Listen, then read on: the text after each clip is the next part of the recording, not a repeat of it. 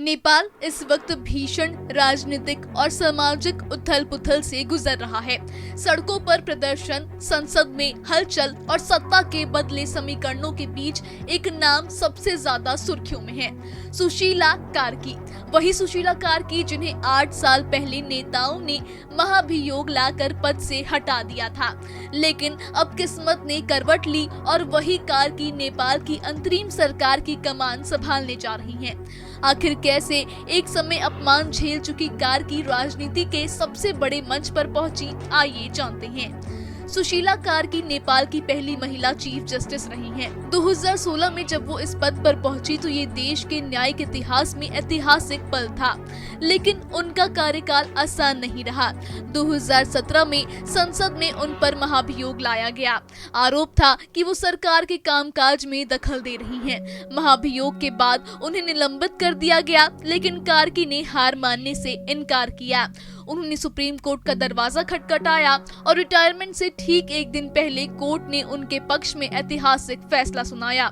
महाभियोग प्रस्ताव वापस लिया गया और कार्की फिर से न्यायपालिका में अपनी गरिमा के साथ लौटी। आज 8 साल बाद हालात बिल्कुल बदल चुके हैं। नेपाल अशांति की आग में जल रहा है। जेनजी के नेतृत्व वाले प्रदर्शन में अब तक 30 लोगों की मौत हो चुकी है और 1000 से ज्यादा लोग घायल हैं।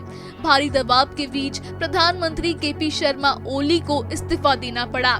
इसी राजनीतिक संकट के बीच सुशीला कार्की का नाम सामने आया। हामी नेपाली नामक एनजीओ ने उनका प्रस्ताव रखा और काठमांडू के मेयर बालेन शाह ने इसे समर्थन दिया। कार्की सिर्फ एक न्यायवादी नहीं रही, बल्कि उन्हें लैंगिक समानता और न्यायिक सुधारों की मजबूत आवाज माना जाता है। 2015 से 2017 तक उन्होंने चीफ जस्टिस रहते हुए कई बड़े फैसले दिए और न्यायपालिका में महिलाओं की भूमिका को नई पहचान दी। उनका जन्म 1955 में हुआ था और कानून की पढ़ाई पूरी करने के बाद उन्होंने न्यायिक सेवा में लंबा सफर तय किया।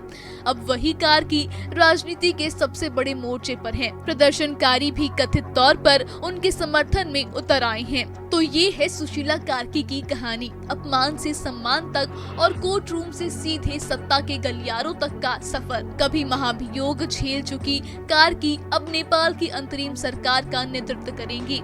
ये सिर्फ उनकी व्यक्तिगत जीत नहीं, बल्कि उस भरोसे की भी जीत है जिसे लोग न्याय और ईमानदारी से जोड़ते हैं।